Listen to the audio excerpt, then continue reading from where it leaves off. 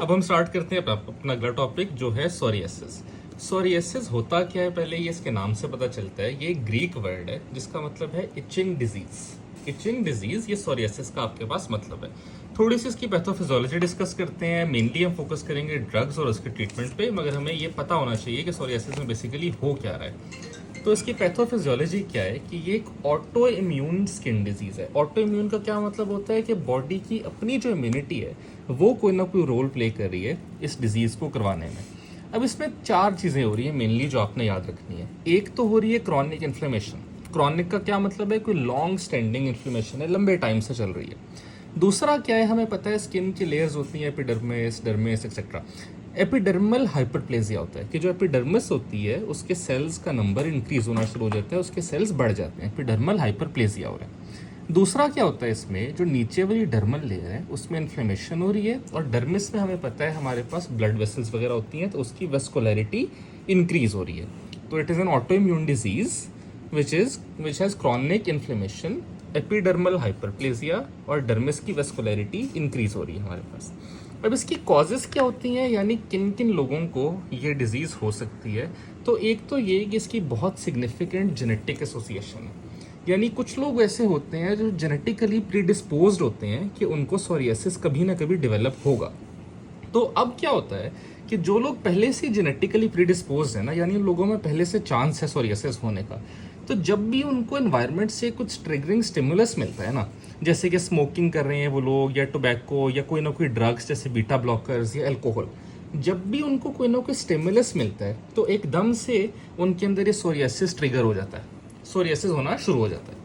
इसकी बहुत सारी फॉर्म्स होती हैं सोरियासिस की, लेकिन हमने यहाँ फार्मा में जिस पे मोस्ट कॉमनली फोकस करना है तो वो है हमारे पास प्लैक सोरियासिस। अब ये प्लैक सोरियासिस क्या होता है कि एक शार्पली डिमार्केटेड एरिथेमेटस प्लैक होता है। एरिथेमेटस का मतलब होता है क्रेड सा, शार्पली डिमार्केटेड कहते हैं किसी चीज़ को जिसके बहुत क्लियर मार्जिन होते हैं। तो एक शार्पली डिमार्केटेड सा प्लैक है। आमतौर पे क्या होता है कि ये जो प्लैक होता है ना, ये कवर हुआ होता है हमारे पास एक सिल्वर या वाइट से स्केल से, कि एक स्किन के ऊपर प्लैक सा बन गया डिमार्केटेड और उसके ऊपर कवरिंग आ गई है सिल्वर वाइट स्केल से। अब इसके थेरेपी पे आओ कि इसके जो मेन हमारा आज का टॉपिक है।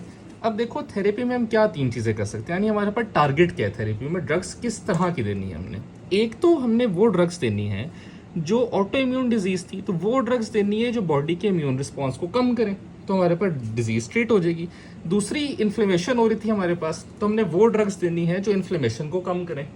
और तीसरा हमने क्या करना है कि हमने वो ड्रग्स देनी है जो प्रोलिफरेशन को कम करें।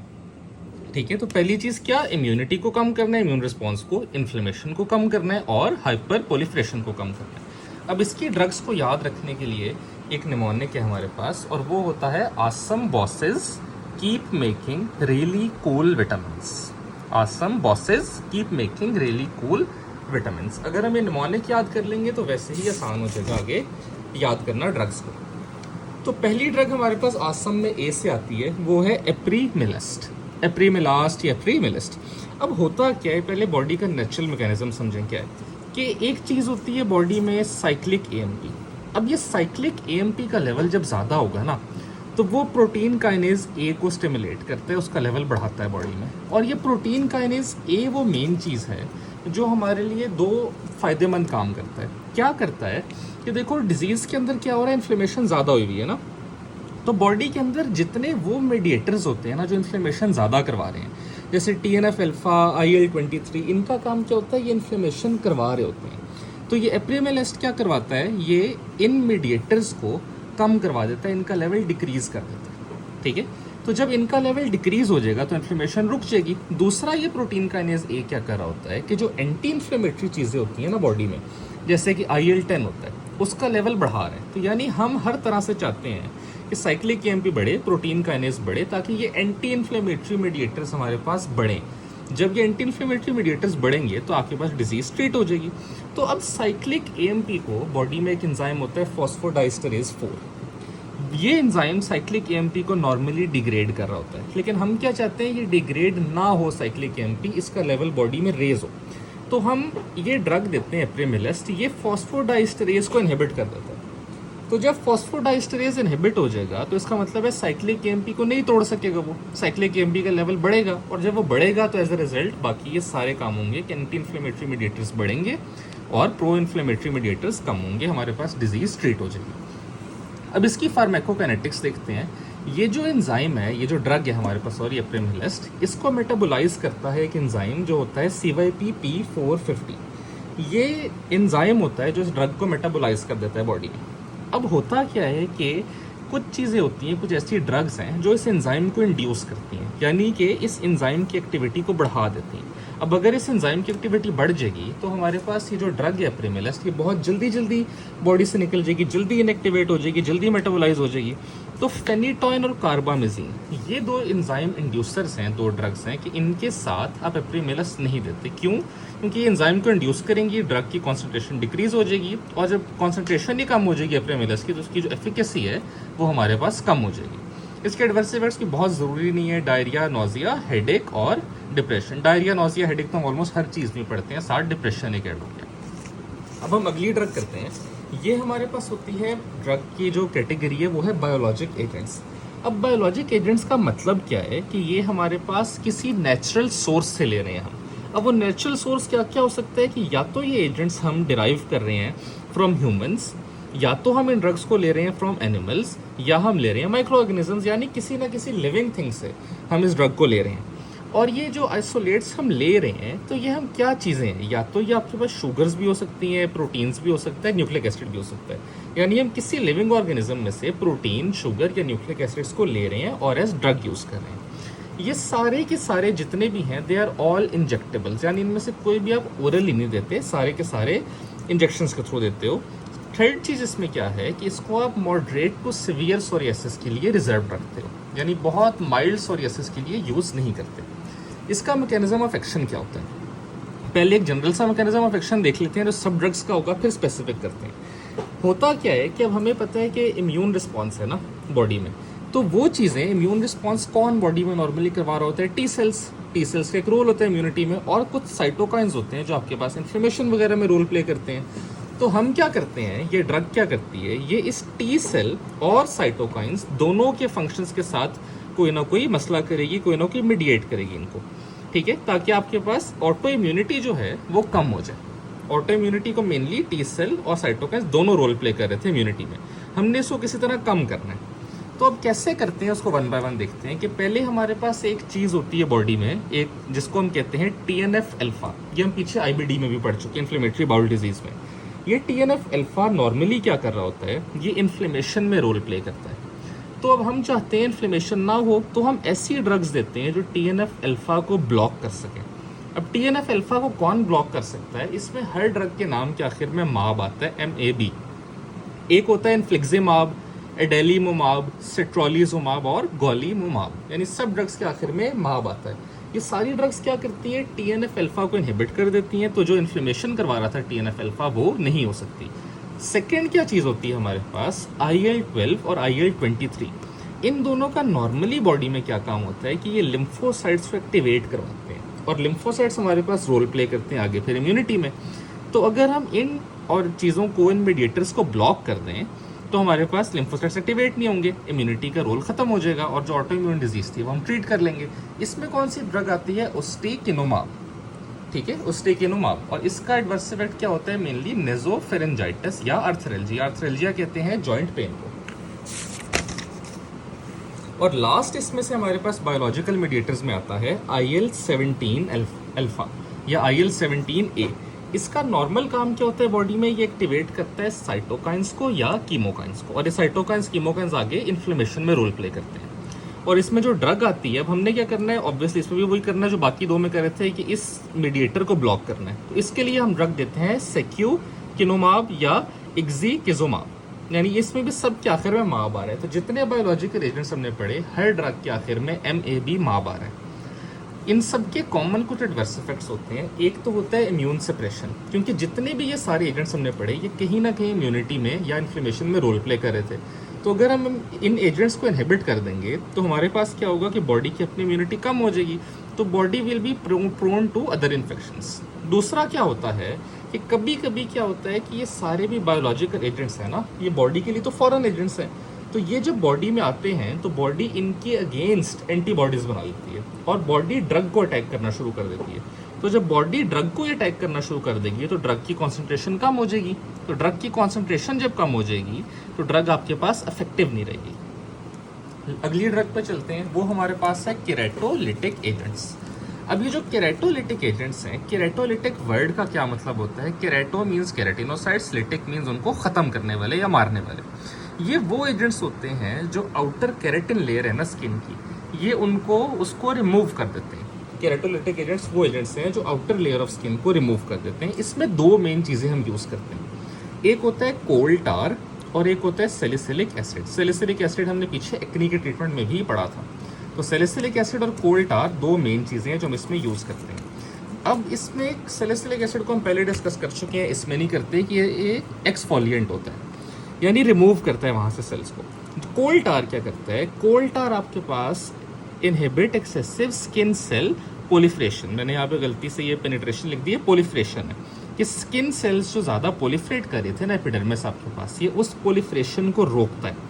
और दूसरा इसके कुछ ना कुछ एंटी इन्फ्लेमेटरी इफेक्ट्स भी होते हैं। एक और काम ये दोनों ड्रग्स क्या करती हैं कि ये कॉर्टिकोस्टेरॉइड्स की पेनिट्रेशन को इंक्रीज करती हैं। हम आगे पढ़ेंगे, कॉर्टिकोस्टेरॉइड एक ड्रग है जो बहुत कॉमनली यूज़ करते हैं फॉर सोरियासिस। तो ये ड्रग क्या करती है, उसकी उस जगह तक पेनिट्रेशन को इम्प्रूव कर दे। तो इसके जो दो कॉमन यूजेस हैं, वो एक तो आप इसको यूज़ करते हैं फॉर लोकल सोरियासिस और दूसरा उस सोरियासिस के लिए जो नॉर्मली स्कैल्प को इन्वॉल्व कर रहा होता है। तो ये इसी तरह से एमसीक्यू भी आ जाता है कि which one of the following drugs can be used for psoriasis specially for scalp. तो वो ये दोनों होते हैं कोल टार या सैलिसिलिक एसिड। तो इसमें देखो कि जो कोल टार होता है ना, उसका एक नुकसान क्या होता है कि वो कॉस्मेटिकली अनअपीलिंग होता है। यानी कोल टार को ना आप नॉर्मली बालों पे नहीं लगा सकते, वो काला काला सा नज़र आता है कोल टार, तो उसका एक्सेप्टेंस रेट बहुत लो है पेशेंट्स में, वो इसको प्रेफर नहीं करते। नेक्स्ट ड्रग पे आते हैं, वो हमारे पास है मेथोट्रेक्सेट। मेथोट्रेक्सेट को हम पहले भी 2 दफ़ा पढ़ चुके हैं, कैंसर कीमोथेरेपी में भी हम इसको यूज़ करते थे। होता क्या है कि ये बहुत कॉमन ड्रग है for systemic therapy of psoriasis. इसका मैकेनिज्म ऑफ एक्शन की एक दफ़ा थोड़ा सा रिवाइज कर लेते हैं कि ये भी आपके पास इनहिबिट करता है डायहाइड्रोफोलेट रिडक्टेज एंजाइम को। और वो एंजाइम कर क्या रहा था डायहाइड्रोफोलेट रिडक्टेज? वो डायहाइड्रोफोलेट को टेट्राहाइड्रोफोलेट में कन्वर्ट करवा रहा था, और फिर आगे जो टेट्राहाइड्रोफोलेट होता है वो यूज़ होता था डीएनए के सिंथेसिस में और बाकी चीज़ों में। तो अब क्या हो रहा है कि जब डायहाइड्रोफोलेट रिडक्टेज इनहिबिट हो गया तो ये टेट्राहाइड्रोफोलेट नहीं बनेगा हमारे पास, डीएनए सिंथेसिस नहीं होगी। तो जब डीएनए सिंथेसिस नहीं होगी तो जो इम्यून सेल्स हैं वो डिक्रीज होना शुरू हो जाएंगे, यानी टी लिम्फोसाइट्स नहीं बनेंगे और बहुत सारी चीज़ें नहीं बनेंगी। तो ये मेथोट्रेक्सेट का मैकेनिज्म ऑफ एक्शन है। इसके एडवर्स इफेक्ट्स बहुत ज़्यादा होते हैं। स्पेसिफिक इसका जो एक एडवर्स इफेक्ट है वो है इम्यून सप्रेशन और हेयर लॉस यानी एलोपेशिया। तो नोजिया, डायरिया, रैश, ये हमें पता है कि नोजिया भी और वॉमिटिंग भी, हेयर लॉस भी, ये ज़्यादा बहुत सारे कीमोथेरेपिक एजेंट्स करवा रहे होते हैं। साथ ये क्या करती है, इम्यून सप्रेशन भी करवाती है। उसके बाद हमारे पास नेक्स्ट ड्रग है रेटिनॉइड्स। रेटिनॉइड्स को भी हम पीछे डिस्कस कर चुके हैं डिटेल में in the treatment of acne. यहाँ पे एक दफ़ा थोड़ा सा दोबारा देख लेते हैं ऊपर से कि इसका जो मैकेनिज्म ऑफ एक्शन है वो क्या है कि ये अपने रिसेप्टर्स पे जाके, रेटिनॉइड रिसेप्टर्स पे जाके अटैच होता है और फिर करवाता क्या है, ये केराटिनोसाइट्स की जो जीन्स हैं उनको जाके मीडिएट करवाता है और उनके डिफ्रेंशिएशन को नॉर्मल कर देता है। यानी अगर बहुत हाइपर पोलिफ्रेशन हो रही थी ना किसी भी वजह से केराटिनोसाइट्स की, तो ये उस हाइपर पोलिफ्रेशन को, डिफ्रेंशिएशन को रोक देगा, नॉर्मलाइज कर देगा डिफ्रेंशिएशन को, और वो जो हाइपर पोलिफ्रेशन उसको रोक देगा। इसी तरह ये आपके पास इन्फ्लेमेशन को भी रोकता है। अब इसमें 2 मेन ड्रग्स इसने मेंशन की हुई हैं इसमें, जिसको हम सोरियासिस के लिए यूज़ करते हैं। इस एक्नी में हमने काफ़ी सारी पढ़ी थी। एक होती है हमारे पास टेजारोटीन। टेजारोटीन भी एक टॉपिकल एजेंट है which is mainly used for plaque psoriasis, जो हम मेनली इसकी एक टाइप यहाँ पे डिस्कस कर रहे हैं। एक और ड्रग होती है वो है एसीटाइटन। अब ये एसीटाइटन क्या करती है, इससे this is used for pustular psoriasis. तो tazarotene for plaque psoriasis, acitretin for pustular psoriasis. Pustular psoriasis भी एक टाइप होती है सोरियासिस की, लेकिन ये जो एसीटाइटन है ये बहुत हाईली टेरेटोजेनिक होती है, तो इसको आप प्रेगनेंसी में तो दे ही नहीं सकते, और अगर आप किसी को ये ड्रग दे रहे हों तो आप उसको फिर एडवाइस करते हैं कि वो 3 साल तक प्रेगनेंसी की तरफ ना जाए। क्योंकि ये 3 साल तक टेरेटोजेनेसिस कॉज कर सकती है, उसमें कोई ना कोई मसला कॉज कर सकती है, टेरेटोजेनिक हो सकती है। और इस ड्रग के साथ एथेनॉल कॉन्ट्राइंडिकेटेड है, तो आप पेशेंट को हमेशा एडवाइस करते हैं कि जो ये ड्रग ले रहा हो के साथ एथेनॉल उसने नहीं लेनी, क्योंकि अगर पेशेंट एथेनॉल के साथ ये ले रहा हो तो इट कैन कॉज प्रोराइटिस या हाइपरलिपिडीमिया। इसके कुछ एडवर्स इफेक्ट्स होते हैं, वो हैं जो हमने लास्ट टाइम पढ़े थे। बर्निंग हो सकती है, स्टिंगिंग सेंसेशन, एरिथीमा, डिस्क्वेमेशन। फिर चलते हैं अगली ड्रग की तरफ, जो है टॉपिकल कॉर्टिकोस्टेरॉइड्स। ये बहुत मेन ड्रग है for psoriasis. This is the main stay of therapy. हम मेनली इसी ड्रग को यूज़ कर रहे होते हैं। इसका मैकेनिज्म ऑफ एक्शन क्या है कि कॉर्टिकोस्टेरॉइड्स, स्टेरॉइड्स हैं तो मतलब आपके पास वो मेम्ब्रेन्स को क्रॉस कर सकते हैं। तो जब वो मेम्ब्रेन को क्रॉस करके अंदर आते हैं तो उनके इंट्रासेलुलर रिसेप्टर्स होते हैं सेल के अंदर, ये उन पे जाके अटैच होती है ये ड्रग, और 4 तरह के काम करवाती है। एक तो क्या, एंटी इन्फ्लेमेटरी है, इन्फ्लेमेशन कम करवाएगी। एंटी प्रोलिफरेटिव भी है, जो प्रोलिफरेशन हो रही थी एपिडर्मिस की ज़्यादा, ये उसको भी डिक्रीज करेगी। साथ ही साथ ये इम्यूनो सप्रेसिव है, तो जो ऑटो इम्यून डिजीज़ थी, अगर हम इम्यूनिटी को सप्रेस कर देंगे तो डिजीज़ ट्रीट हो जाएगी। और ये एक चौथा काम करती है, वेजो कंस्ट्रिक्शन कॉज करती है। इसके एडवर्स इफेक्ट्स बहुत स्पेसिफिक हैं इस ड्रग के लिए, और इनमें से एमसीक्यू भी आ सकता है कि ये स्किन एट्रोफी कॉज करता है, स्ट्राया फॉर्मेशन कॉज करता है, एसिनिफॉर्म इरप्शंस कॉज करता है, किसी को एक्नी हुई हो तो एकदम से थोड़ी इरप्ट हो जाती है, और हाइपोपिगमेंटेशन कॉज करता है स्किन की। लेकिन मेन आर ये एसिनिफॉर्म इरप्शंस एंड स्ट्राया। बच्चों में ये एक और काम क्या करता है कि अगर आप इसको बहुत रेगुलरली यूज़ करें तो ये डिप्रेशन करवा सकता है, हाइपोथैलेमिक पिट्यूटरी एक्सेस का। उससे क्या होता है कि बॉडी की जो नॉर्मल फॉर्मेशन है स्टेरॉइड्स की वो रुक जाती है, which can affect growth in children. इसकी लास्ट ड्रग पे आते हैं अब। इसकी लास्ट ड्रग है हमारे पास विटामिन D3 एनालॉग्स। तो विटामिन D3 एनालॉग्स में 2 आती हैं, एक होती हैं कैल्सीपोट्रीन और एक होती है कैल्सीट्रायोल। कैल्सीपोट्रीन एंड कैल्सीट्रायोल दोनों ड्रग्स को आप टॉपिकली यूज़ करते हैं, और दोनों को आप यूज़ करते हैं फॉर प्लेक सोरियासिस। इसका मैकेनिज्म ऑफ एक्शन क्या है कि ये इनहिबिट करता है केराटिनोसाइट की प्रोलिफरेशन को, और साथ ही साथ इनहिबिट करता है इन्फ्लेमेशन को। नॉर्मली अभी तक हमने जितनी भी ड्रग्स पढ़ी हैं वो सारी ही इन्फ्लेमेशन को इनहिबिट कर रही थी और सारी ही प्रोलिफरेशन को रोक रही थी, क्योंकि मेन मसला ये हो रहा था हमारे पास। अब इसमें दोनों की इसने एक बात लिखी हुई थी कि जो कैल्सीपोट्रीन है वो क्रीम और ऑइंटमेंट दोनों फॉर्म्स में अवेलेबल है, कैल्सीट्रायोल भी एज ऑइंटमेंट अवेलेबल है, और इसके जो एडवर्स इफेक्ट्स थे वो हमारे पास थे इचिंग, इरिटेशन और इरिथेमा। तो ये हमारा आज का टॉपिक ख़त्म हो गया। मेनली फोकस कीजिए ये जो हमारे पास शुरू में इसका निमोनिक लिखा हुआ था, ताकि एक दफ़ा ड्रग्स को याद करने में इससे आसानी हो।